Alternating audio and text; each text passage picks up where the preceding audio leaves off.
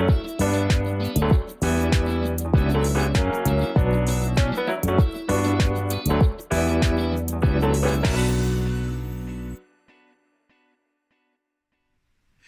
1 Corinthians, Paul speaks about unity and diversity within the body. And he says that if one member suffers, each member suffers. And if one member is honoured, each member rejoices.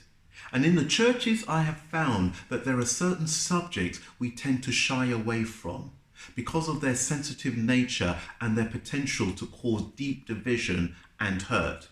And racism is one of those subjects. However, God is not shy to speak about these things, and neither should we be. Now, there are certain responses and emotions that comes to the surface when our assumptions and our behaviours are challenged because of the issue of race. Now, one of the friends that I know last week mentioned the fact that all of the killings and riots and protests that has recently taken place in the US is not applicable to us in Germany because we don't have these issues. And I thought to myself when I heard that, that's interesting.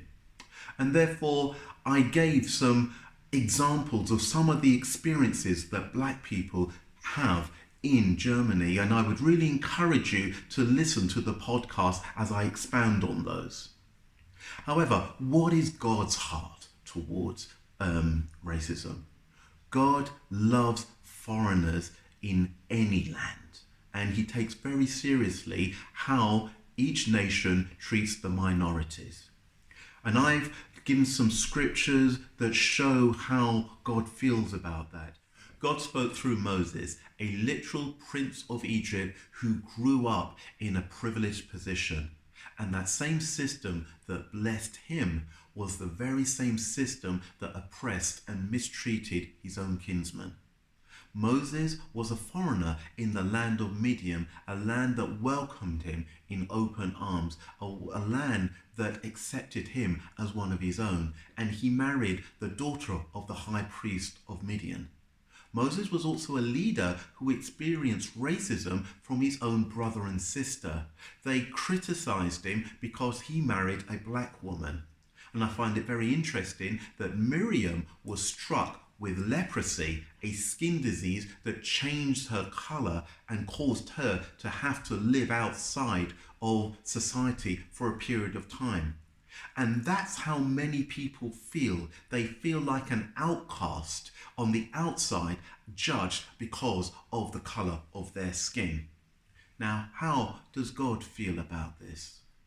Jesus, who is God made flesh, he identified with his church. He called them brothers and sisters, irrespective of their ethnicity and cultural background. He identified with the hurt, the rejections, the abuse, the feeling of not wanted. And he was able to empathize and walk in those shoes so that he can be made a faithful high priest. And yet, God is calling all nations, all tribes, all tongues unto himself so that we all worship at the throne and before the Lamb. And worship is a heart issue. Worship is an act of unity, and that's why God takes racism very, very seriously. Dealing with the issue of racism is not an easy task. We need to deal with it on a systemic level. However, on an individual level, I believe the keys are love and forgiveness. And that means having courage and strength and wisdom and understanding, maturity, and a certain amount of humility. However, there are three things we can do. One, we can have real conversations about racism and how it affects the different cultures than your own. Two, we can begin to have an empathetic ear and a listening heart, really trying to imagine what it's like to walk in the shoes of someone different from yourself. And three, we can pray. We can pray that the government will put in policies that promote justice over profit and self-interest. The scriptures I would encourage you to meditate on is 1 Corinthians chapter 12, especially verses 25 and 26. I would also encourage you to look at Exodus 22, verse 21, Leviticus 19, verses 33 to 36, and Deuteronomy 10, verses 18 and 19. In those three scriptures where God spoke to Israel, he always reminded them to treat foreigners in their midst fairly and justly because they were foreigners once in Egypt. At the beginning of the year, the Lord gave us a strategy, and that strategy was the word reconcile.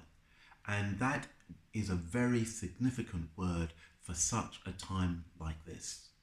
So I just pray for peace as you have these conversations in the spirit of love and unity. I bless you. Until next time, goodbye.